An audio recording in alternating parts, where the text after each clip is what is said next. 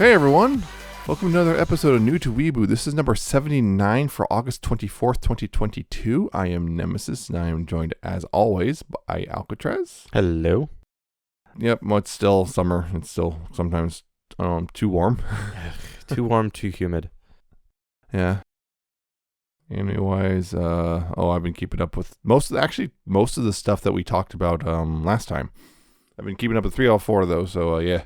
Licorice Recoil, Yakuza's Guide to Babysitting, and Teppen. Because I said it on the Twitter, but yeah, Teppen actually does get better after the first few episodes.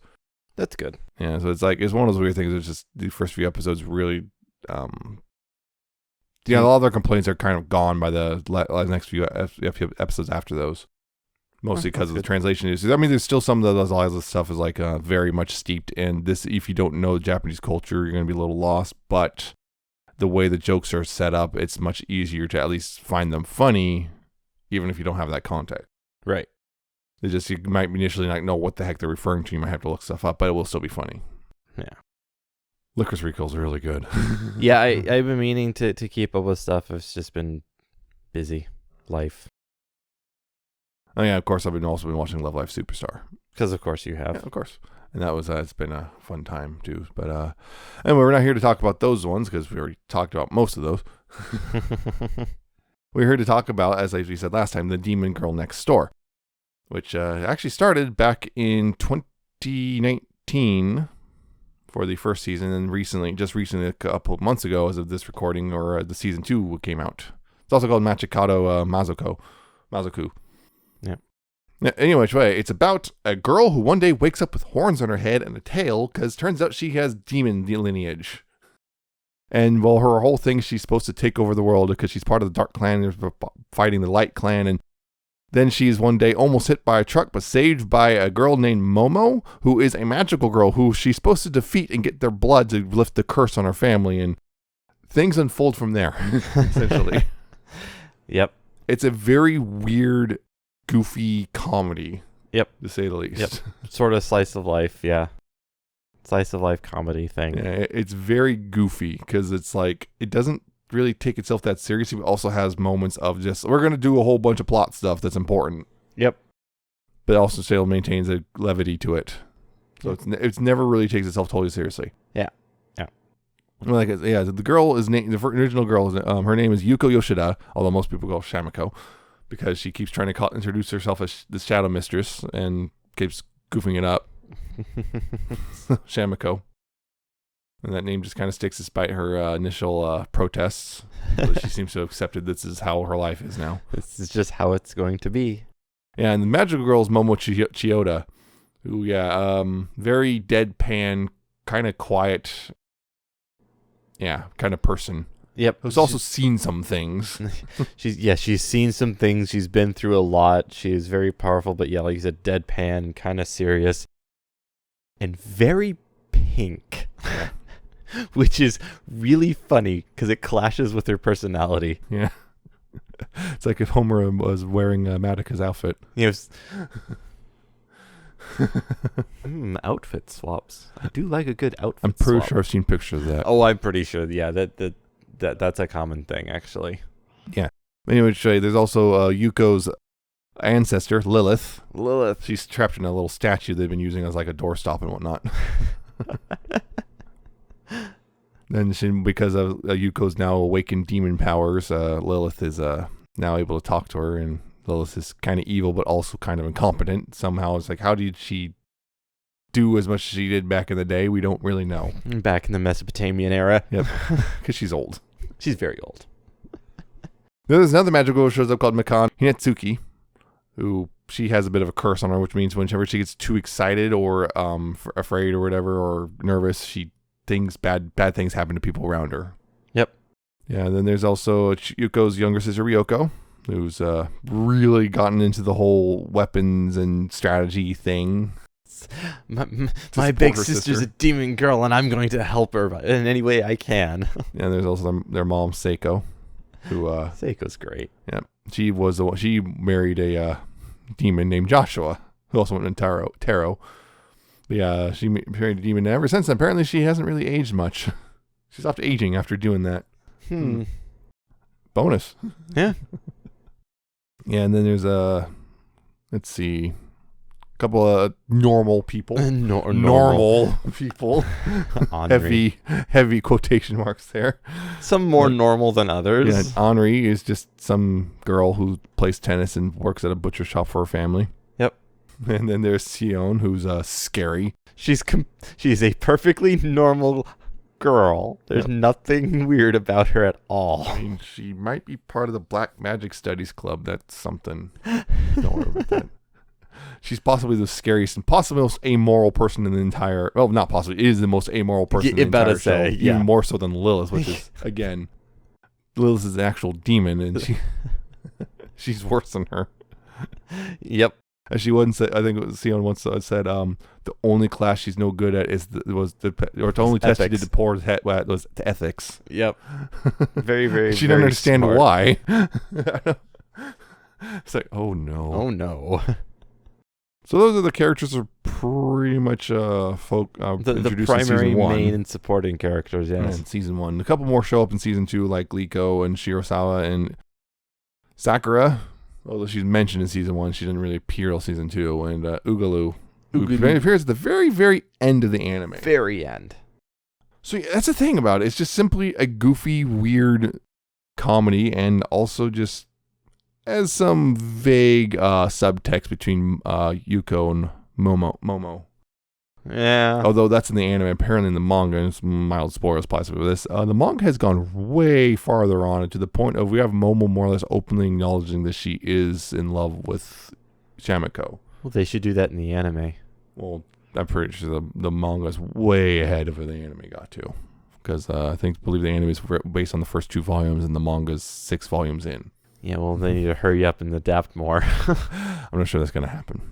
You might have to just accept you're going to have to read it. Oh, no. To read? I don't want to read. Yeah.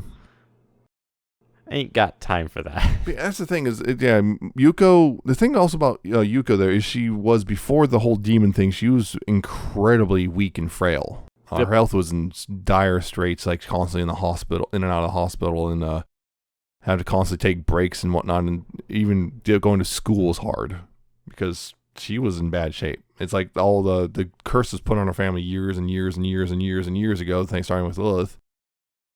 Her health is I think because apparently she has more demon potential, she was hit the hardest by the curse in her family. Yep. And then one part of the curse is also have to live off 40,000 yen a month, which is, when you do the math, less than $400.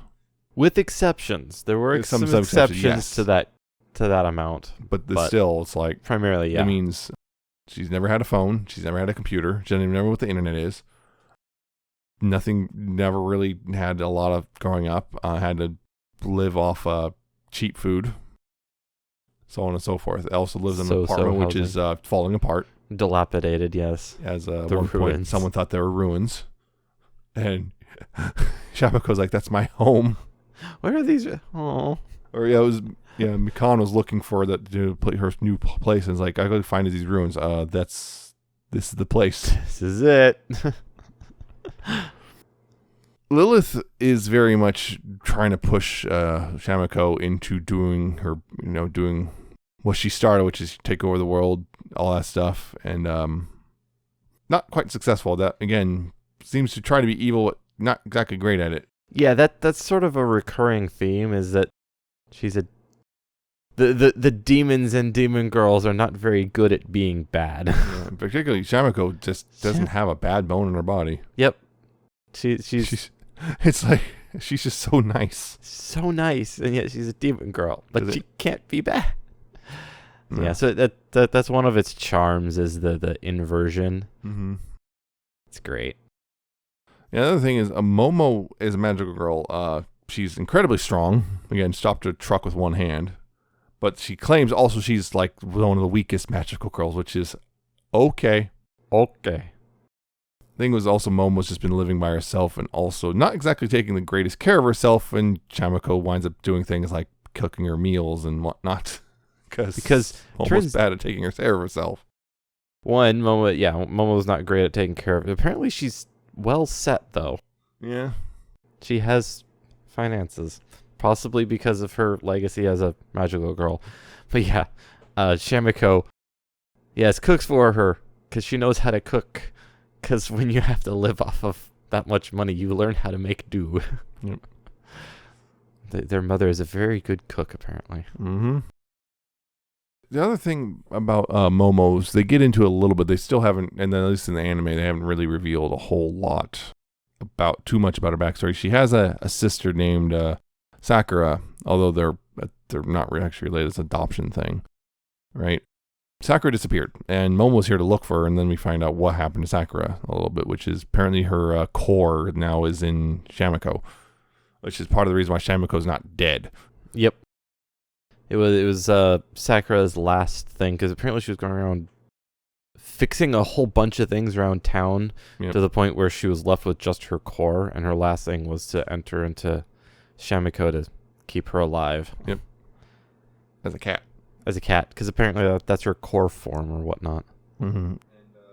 Yeah, one of the things that Sakura did was put a seal of protection over Shamiko's family's place. Basically, no magical girl would ever find them. Yep. But now it's starting to deteriorate over time, and now it's kind of become a little bit worried. In fact, if I recall, she put a barrier protection over the whole city, and now that's starting to deteriorate too. Like, a lot of things are deteriorating because they're old. Yep. It's like, things fall apart after a while. Yeah, it's interesting because not only did Momo say that she's one of the weakest, she said that most magical girls aren't as kind. Yeah, because the whole thing, there's a whole reward system for hunting demons and whatnot. Yep. And that was another thing, was the other demons in the city, which are also being protected because it's what Sakura did. So that's interesting of itself. So like Sakura found the whole system that she was in, like, oh, this is bad actually, and changed her mind and fixed it all. Yeah, they've hinted at that, but at least in the anime, they haven't talked about it. It's a bit interesting. This came out in 2019, which is after Madoka, so I'm wondering if that was a slight reference there, because that was the original manga started in 2014. There. Yeah. No idea. No idea.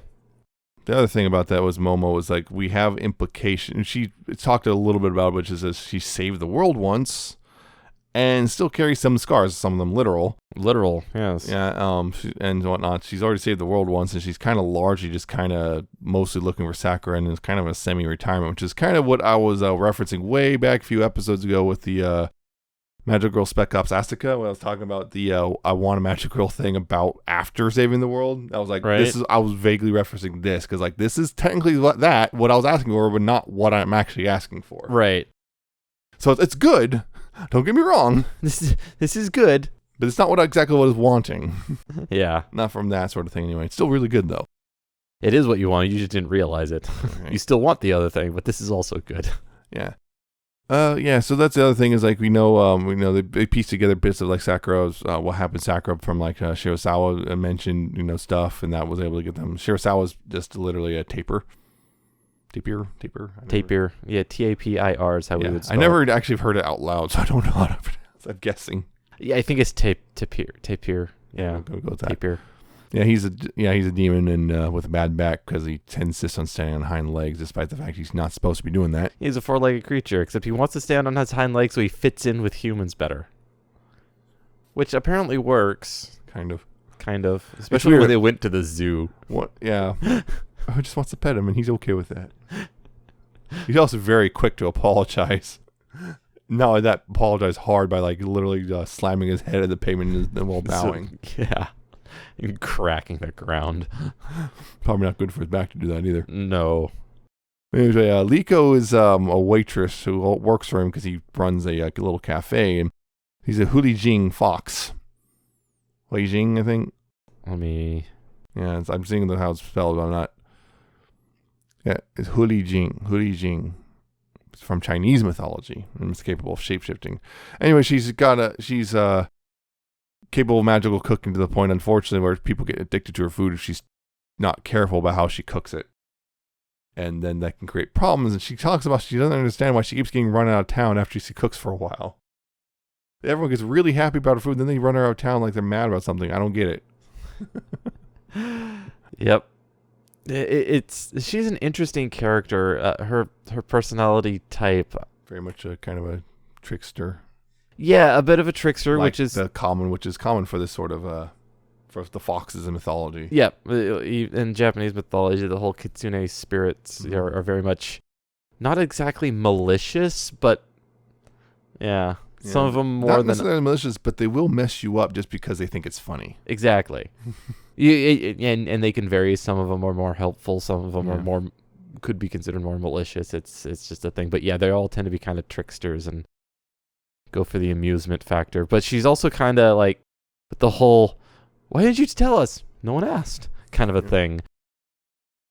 At sometimes seems kind of airheaded, but not others. It's an interesting one. I don't think it's airheaded so much as those things aren't really important to her. Right. So she doesn't think about them until someone mentions it. It's like, oh, wait. You know? Oh, yeah, that's a thing.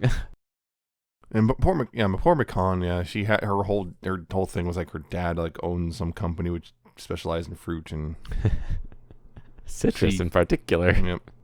But yeah, she's whole thing was she had a thing like a familiar place on her to protect her, but that kind of misinterpreted things. So every single time her heart rate goes up, or just familiar decides to mess up anyone who's nearby. Yep, it's her curse. Yeah. And they fix that, and that's what Oogaloo. They get her out and give her a body and tell her to knock that off.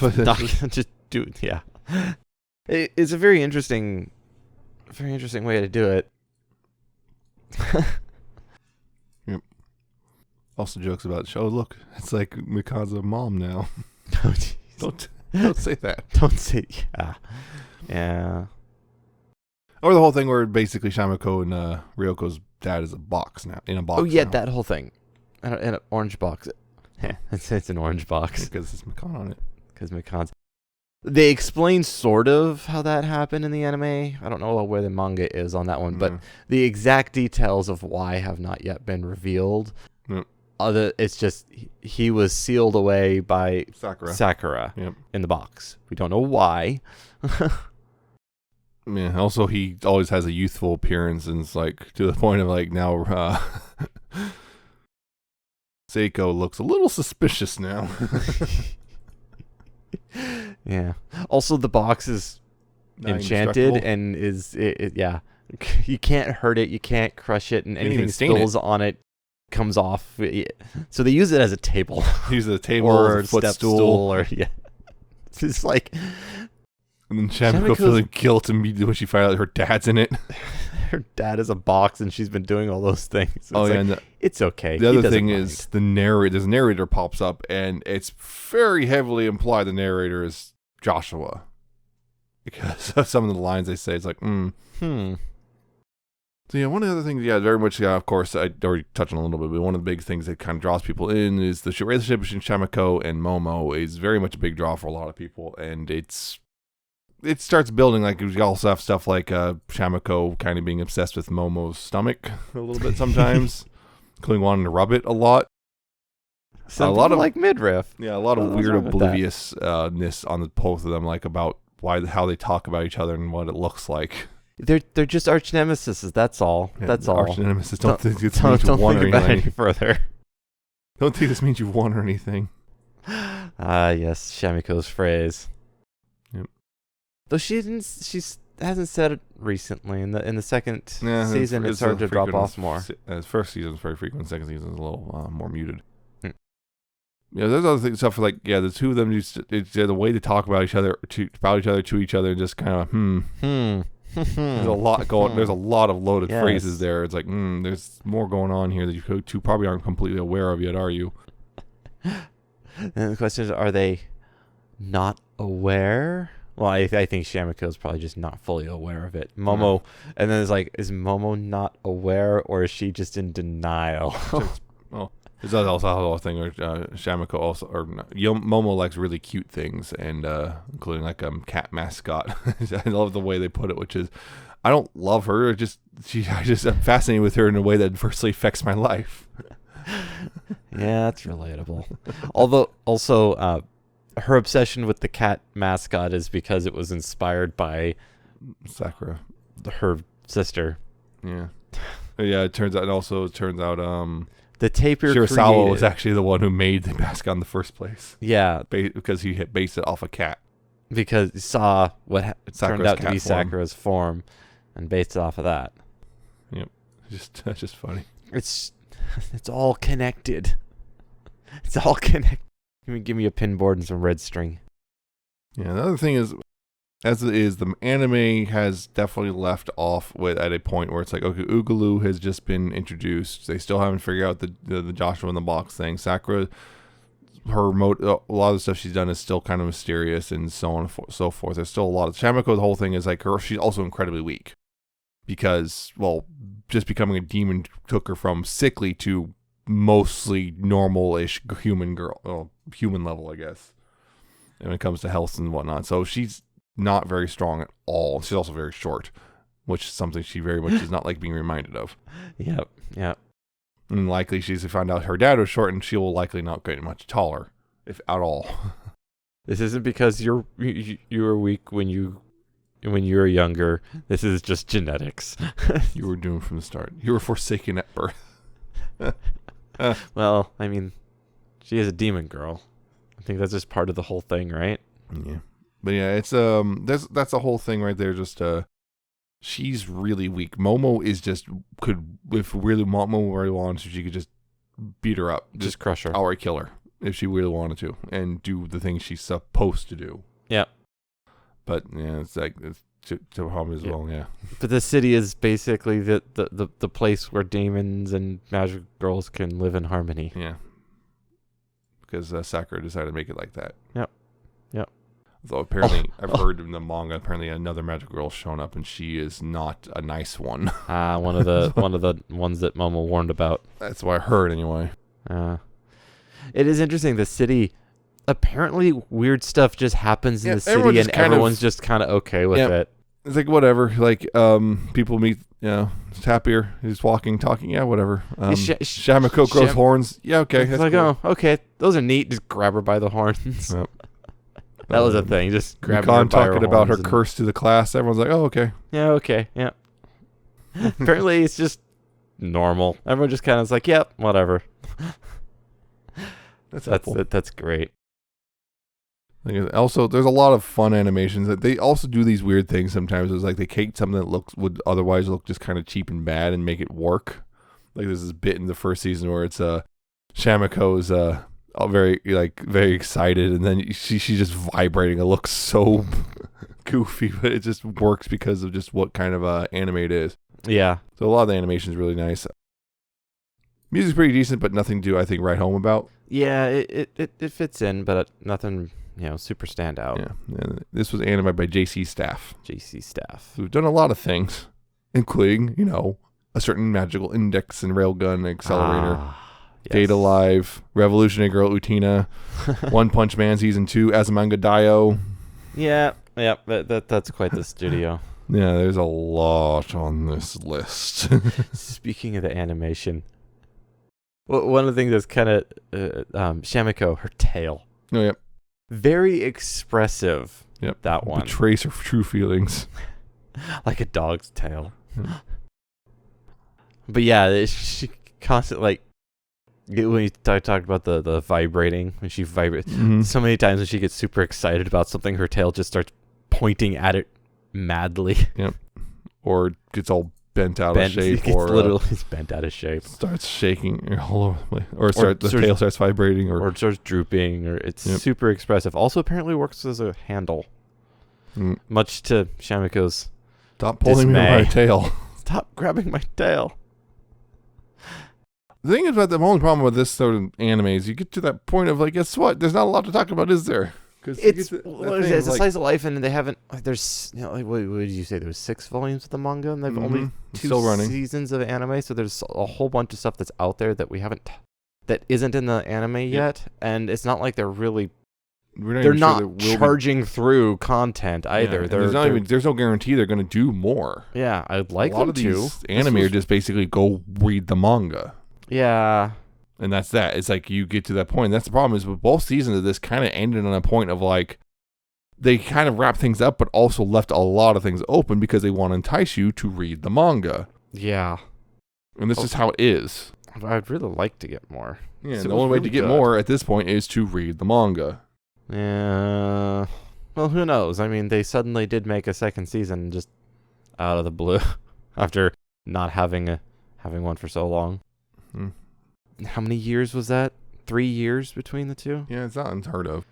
So who knows? Maybe we'll get a season 3 in 2025. Yeah, I doubt it. Another 3 years, we'll get season 3 or so. It's kind of one of those weird things that's like. There's also one thing I want to mention though. Is one season between season 1 and 2. It feels like season 2 got a little more, almost sketch based compared to season 1, versus season. Yeah, it did. And then all of a sudden we had at the very end a whole bunch of plot. Yeah. But yeah, season 2 felt a little. It's not like it's bad. It just kind of felt like a lot of like little like sketches happening throughout each episode. Versus season 1 had like each episode felt more like a whole story by itself. Yeah. So it kind of is odd in that sense. Like, is it kind of a very distinct difference between the two? And also feel like maybe I'm just imagining things. But it feels like a lot of the characters were talking faster than in season 2 than they were in season 1. Maybe I'd have to go and like time it. I don't know. Because until recently, it had been a while since I watched season 1, so. Yeah, who knows? Memory may be betraying you. Although we did just watch them all. Yeah. It's really good, but they haven't hit a huge amount of lore to really dig into. But it's just a lot of fun. Mm-hmm. It's well animated. It's well written. I didn't really pick up a huge amount of pacing issues, although sometimes they spent a little bit longer in their recaps than I would have liked. But I don't know how much of that is because we watched them all at once and it's if there was any gaps in airing. I don't think so. But yeah, some of them was like, well, when you're binge watching a show, you really don't need recaps. Yeah, except they're there because they're designed to be watched weekly. Yeah, so that's one of those. It's not their fault. It's just we're watching it in a way that they didn't intend when it was made. Yeah, pretty much. Yeah. They did. Sometimes they did have fun with the recaps, though. They change them up a little bit, so that's nice. It's not like there's a 10-minute recap at the beginning of every dedicate an entire episode to a recap. Yeah. Or dedicate 2 episodes to recaps. Yeah, we didn't really have any clip episodes. Nope. Some that did hit some clips, but not really that much to call it a clip episode.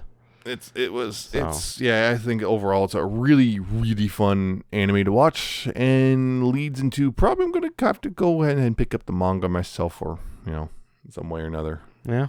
Just to go ahead and keep reading because I'm hearing some of the stuff about the later volumes which sounds really interesting too. Particularly if they go in the direction that people seem to think they're going and then it's going to be good. Yeah, I liked what we hear in the anime, so if it's more than that, then yeah. Yeah, it's 7 Seas Entertainment of the English publishers. Yeah, it's still ongoing. The manga is, so it's going to be a bit, I think. See, I'm looking at the manga stuff right here. I'm trying to figure out where the anime stopped. And to see how close they actually followed it, because sometimes they can change things up a bit. Mm-hmm. You get those fun anime where, yes, it's going to follow the manga, but it's going to skip half of a volume or something for whatever reason. It's like, that's fun. Actually, I think they got through the first 4 volumes. Oh, dang. I'm just looking at this, yeah. If I'm doing 2 volumes. Yeah, there it is. Because I'm seeing volume 4, let's see, the last 2 chapters of volume 4 revealed the truth behind Mikan's curse and then a ritual in the Dark Night, a demon's new friend. Yeah, so that sounds like Oogaloo.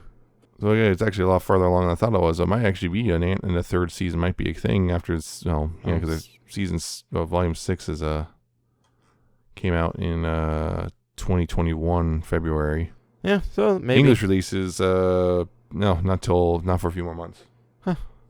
So we'll see how we that might. works out. I'd like to see that. I'm also a little curious, how much extras in the manga that didn't get added into the anime. Yeah, I'm not sure, but I've heard that it's actually not that far off in content.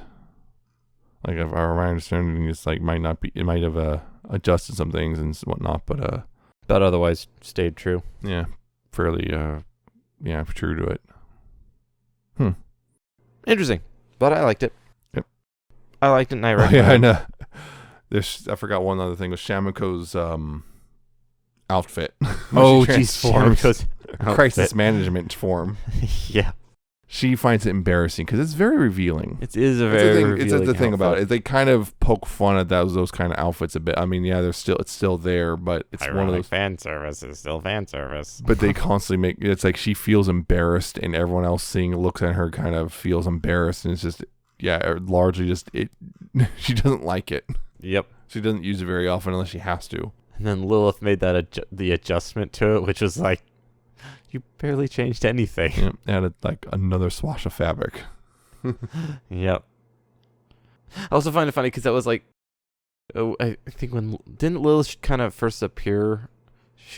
Her clothing was similar to that. It's almost identical, just except Shamiko and Lilith have slightly different body types. So yeah, but then after that, and then Lilith ended up wearing just like a long T-shirt. That just only see her in afterwards. That way. And also Lilith has a couple times been able to swap places with Shamiko, so she can take Shamiko's body over for a little bit, but only for a few hours because Shamiko's still magically very weak. Yep, there's a switch on the bottom of the statue. Yeah, a literal switch. Yeah. Which led to Lilith wearing very goth girl type clothing, which looked really good, but is also unfortunately very expensive. Yes. You can just get stuff for free. Don't worry about it. I know what I'm doing. No, you don't. You do not know the internet, Lilith. Shut up. Yeah, it's just great. Constant the interaction between Momo and Shamiko are great. A lot of the side characters are great. I actually do like Sion as a character just because she's just out there and she lives in the roof now. Yeah, she just lives in like the attic area, and everyone and like what? Why? Because just don't think about it. I think the reason was because she moved to the attic because it was there or something like that. Yeah, her excuse is because it was there to live in.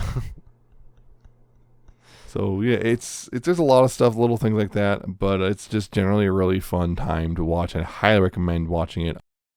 It is on High Dive, both seasons. Is it? So they're the ones who have the marked rights to it, so that's where it is. It's on High Dive, unfortunately. Yeah, High Dive is not the greatest. No, it's not. It's not the greatest player. Yeah, it's constantly freezing up, and it takes a long time to load in the first place. Subtitles are not rendered well. Yeah, subtitles are kind of terrible, honestly. Odd. Oh well. So that's I guess that's it for Demon Girl Next Door. Yep, not much. Highly recommend watching if you haven't already. Yeah, not much depth to the discussion, but we do say it's good. It is. It's very good. Yeah. So that's it for this one. And I hope you enjoyed it. If you did, you can check out other episodes at newtoweeboo.libsyn.com and spell LIBSYN.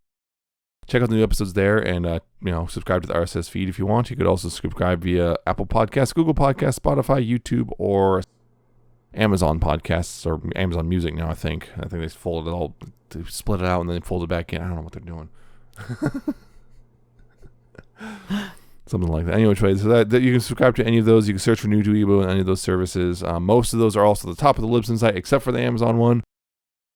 So yeah, there's that. If you want to do that, if you want to contact us, you could do so via email, newtoweeaboo@gmail.com. If you have anime recommendations or comments or questions or whatever about this sort of thing, we'll take into consideration any sort of recommendation. Consideration does not guarantee that we will follow through. Just because if you recommend us something we've watched and know, or just look at one, nope. Took one look at one, no, absolutely not. Absolutely not. No, that's a thing. But you can also follow us on our Twitter, or it's New to Weeaboo. So, see new episodes that pop up there and whatnot, and sometimes just random anime musings or something.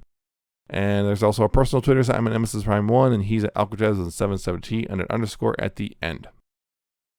Again, that's it for this one. Tune in next time. We will be talking about the anime Super Cub. Yeah. This is one I have not watched, but he has. Yeah. It does not happen very often. I think this is the second time? Yeah. So it's interesting that. Yep. Yeah, the other time was your name. Yep.